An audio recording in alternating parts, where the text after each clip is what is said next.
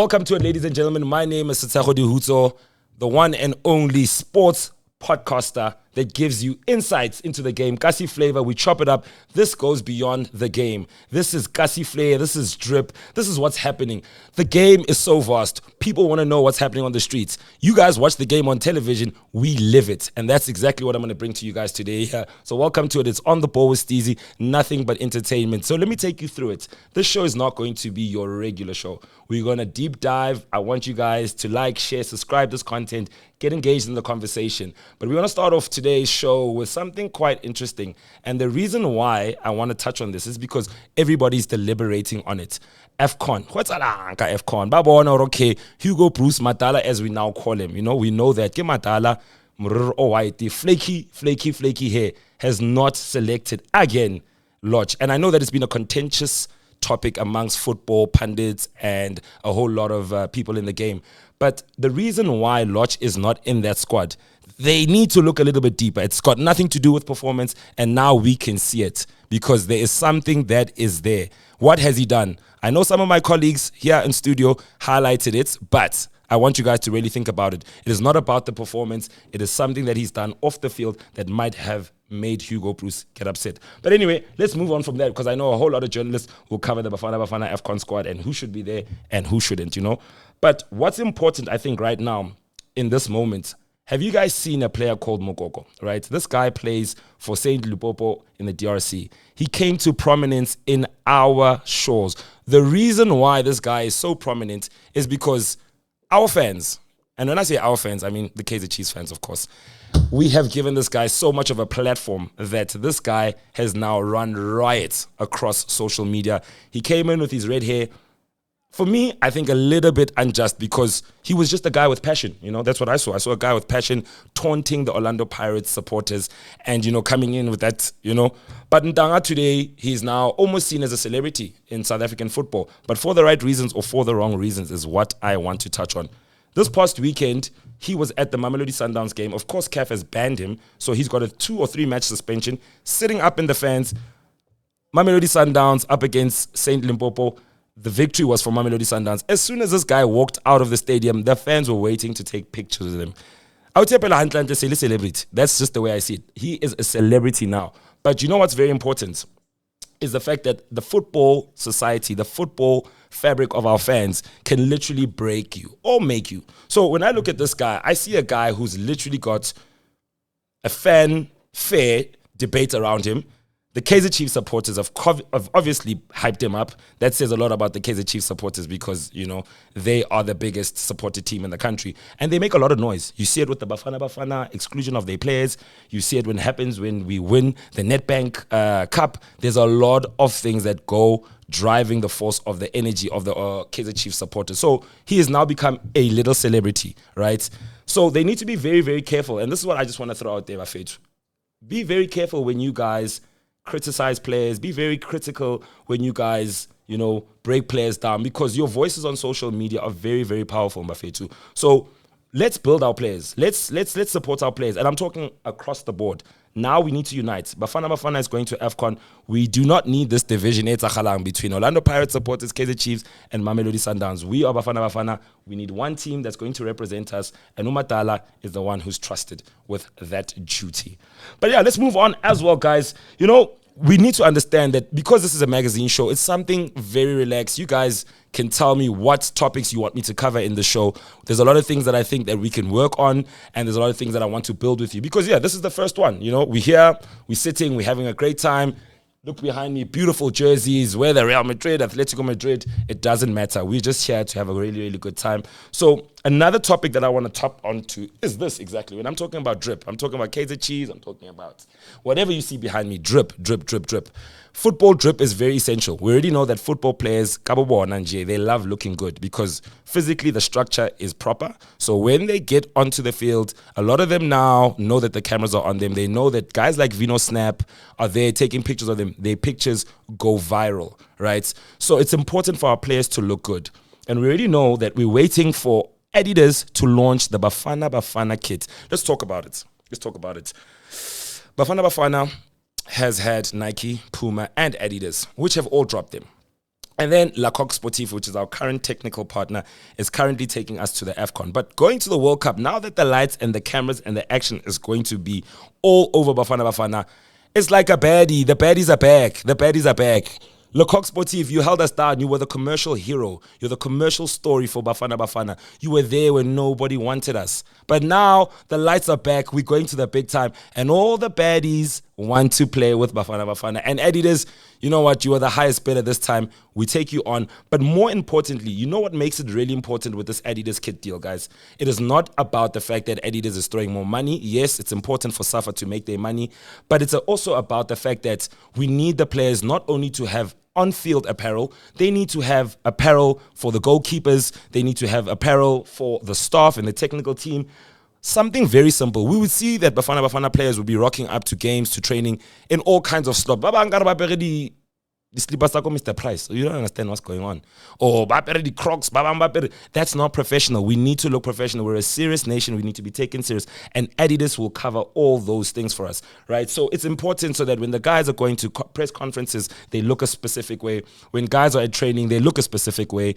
When guys are going to events representing Bafana Bafana, they look a specific way. So all of this is very important. So Adidas has really come in at a great time, I must say. Thank you so much, Le Coq Sportif. You were that loyal person that saw the potential when nobody else did. But now that we're back at the big time, hey, it's time to play with the big boys again. You know what I mean? So shout out to you guys for that at Adidas. And we cannot wait to see that drop. Apparently, it's launching in January. Let's talk also a little bit about the templates that's going to be used. We already know that on social media, a lot of people have been deliberating, throwing out different templates, what it's going to look like. Are we going to go back to the current? Are we going to go to the current template right now that you see that the likes of Orlando Pirates are using with the string going down that merges into the pants? We can keep that template. It does really look nice as well. But for me, because we're a national team, and we already see what the likes of Germany are doing. They've gone retro as well with the old school, the 1986 Adidas one with the 3 lines coming across, just to bring it and make it more modern. Are we also going to do that with that template, Diabo, Benny McCarthy, the team that won the 1996 AFCON? I don't know. My strong opinion is, let's create something different. Let's create something that this new generation will look up to. Something that's not too nostalgia. You know, we've been having the nostalgic effect around Bafana kits, Bafana Bafana, because all we've been talking about all these years of the 1996 team, the legends are always consumed in the space, in media. They're always there. So we always get reminded of them. And that's fine. They did very well in their time. But that was many, many moons ago. Let's create something different. Let's create something fresh that the new kids, the president, Yama 2K, the likes of Nkota, these are the new kids that are on the block that can wear something that we can say, if my light is watching Bafana Bafana, it's like, this is modern, this is current, this is something that speaks to them. And they're going to write their own journey. So definitely, when it comes to me, let's get rid of that old template. Let's create something nice and fresh and unique, something different. Colorways must be there. I think let's involve a little bit more black and a little bit more that dark green. I love that dark green for me. It goes well with the black and the white as well. So that's something we can look at. And because we know that Bafana Bafana has had financial problems, and, or should I say Safa has had financial problems with sponsors, we already know that the PSL has turned over 1.9 billion, I stand corrected with my numbers, in profit under the stewardship of Dr. Ivan Khoza. We know that another sporting code that's major in the country is rugby. They're also doing well. They also turn over 1 billion, also with Cricket South Africa. Why is Safa not competing on a financial level, Bafetu? You know why? It's because Safa, unfortunately, has had so much mismanagement that it has destabilized and crippled the South African corporate society to say, why are we going to spend money for Bafana Bafana? But we already know that Bafana Bafana needs the money, particularly now going to the World Cup. So something that they have done at Safa, which I kind of like, you know, it's something different. A Bafana Bafana store has been launched where apparel and merchandise you can purchase, whether it's just a replica, whether it's just the Bafana Bafana logo, just how you see it with the Springboks. You know, you see what the Springboks have done with their brand. They've turned it into a multi-million-dollar brand where even a US company firm wanted to buy into the Springboks, but that's a topic for another day. Safa needs to see that. South African football is on the rise. It is the biggest sport in the country with the most amount of eyeballs. There is no way going to the World Cup, AFCON, we are not getting these numbers. So things need to change, but, you know, I must give credit to the people at Safa for trying to come in and create different revenue streams for the team to make sure that, you know, they are much more visible in the space, in the market as well. So yeah, that's something very fantastic. But like I said, guys, this is a magazine show. And as you can see, I've got my Kickoff magazine right here and a host of other magazines here.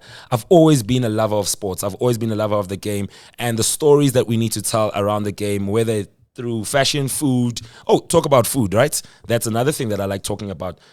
Do you guys understand ukuthi manje stadium bafethu, it's very important ukuthi sikawule. You know, I'm a big fan of food. You know, you cannot get together. Mfethu, AFCON is coming up.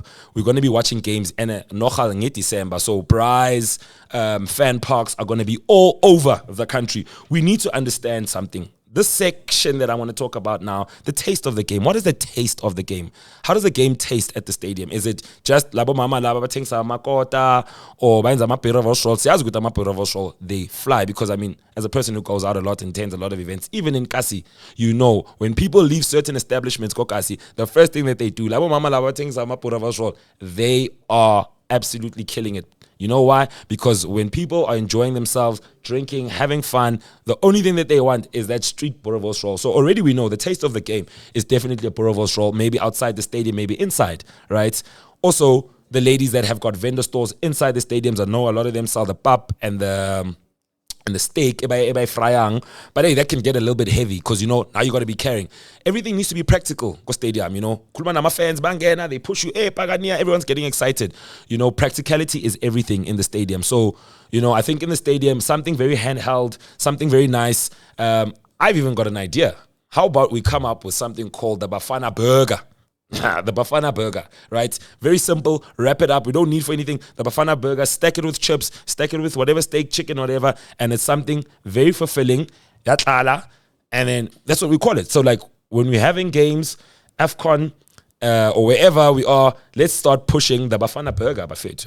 The barbecue Bafana Burger is what I'm telling you guys. That's what we're going to do. Like I'm literally putting it out there for you guys to drive this. We're going to drive it together. When the AFCON starts, we are pushing Bafana Burger. Siyayigcwalisa, sifaka ama-chipsy, sifaka ama-bacon, whatever it is. It's going to look like a kota in a way, but it's not going to be kota. It's just called a Bafana Burger, and that's how we're going to wrap it up. But then we also look at fan parks, for instance, right? Fan parks are a little bit more casual, a little bit more relaxed because you own the space as opposed to the stadium, right? Stadium, fans are doing their thing, vuvuzela, all of that. But at a fan park, you can get sections, you can cordon off your space. So the food there can be a little bit different. The food there can be a little bit, let me say, exclusive in the sense that you can get your chip and dip stalls, you can get chisanyama vibe, you can get, you know, chip and dip as well, something a little bit more different, and you sit with your people in your corner and enjoy the vibe, because we already know that there's a music element to a fan park. We know that there's also probably activations if it is sponsored by certain brands, but that's something that you're going to have to look out for, because that's something that I'm definitely interested in doing. I want to own a great fan park experience during the AFCON, but I'll keep you guys updated on the show. So yeah, keep in touch with that. And as we keep moving on, guys, let's also give credits to the brands that make the ecosystem of football evolve and move. You know, how do the wheels turn? How does this game stay sustainable? How does it keep relevant? What's the commercial value around football? I spoke earlier about how the PSL has done well, how the Springboks have done well, and a revenue generating stream. But brands need to be commended for coming into the game that we love so much and really taking up space. You know, we've seen brands like Honor come in and flood the market with just sponsoring the likes of Bafana Bafana, Super Sports, the Blue Bulls, the Griquas or the Griquas, it is in rugby. Who else do they sponsor? They sponsored the Super Sport MVP search, right? They are flooding the market with their product. Their devices are doing well. They're the second highest selling device in the country right now. That is Honor. And great to them because they've been active. They are also involved in a lot of lifestyle cultural events, where if Maporisa has an event all the way in Soshanguve, I was surprised to find out that they actually even sponsored that gig, and they're a technology company. But why is it important for a brand like Honor to get into the game? Because they help with heart rate monitors, they help with the whole ecosystem of their wearables and detecting and checking out stats. It helps the coaches improve the game. If there's no technology in the game doesn't advance. Old school vibes. Adidas and Bafana, talking about old school, do you know old school, the drip? Do you know Old School, the drip? They came into the game as well as a big sponsor right now. They've just recently partnered up with Supersport to give all their presenters gear and apparel, as well with the Supersport MVP search. But on top of that, let's just break it down a little bit. I've just seen how they've come into the market. They're not a technical sponsor like a Nike or Adidas. We've seen Adidas have killed the pitch inspection drip with Orlando Pirates. We've seen that last season, even till now. They're always coming in with different gear. They're coming in with different flavors. And then Old School came in, and it became such a debacle because when Kaizer Chiefs walked into the derby last season, we saw Orlando Pirates came in. I think they were wearing that Sri Lanka looking blue, it is, or was it the brown that looks like Maskandi? I don't know. But when Kaizer Chiefs walked in, they walked in with the Old School golf shirts, and everybody went ballistic. You know what I mean? But you know what that does? That does for other brands like Kappa, right?